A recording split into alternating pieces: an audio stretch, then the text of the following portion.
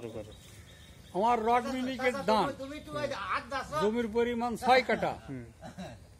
6 কাঠার এক পাশ দিয়ে উত্তর পাশে কাটা 1.5 মতন এরকম হয়ে যাচ্ছে। আমি এর কোনো সমাধান পাচ্ছি না। আর দাদা কি সমস্যা হচ্ছে এটা?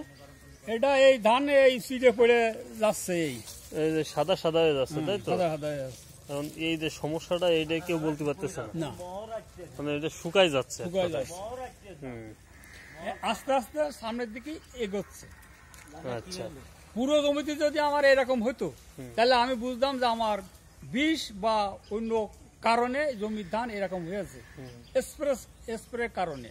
কিন্তু আমি সেটা আমি ক্যারেটে তেল আর অ্যামস্টার টপ হালকা পরিমাণে দিছি। ক্যারেটে যেহেতু আমার ধানের বাইল বেরোনো হয়ে গেছে, সেহেতু আমি বেশি দিতে পারিনি, অল্প সীমিত দিছি।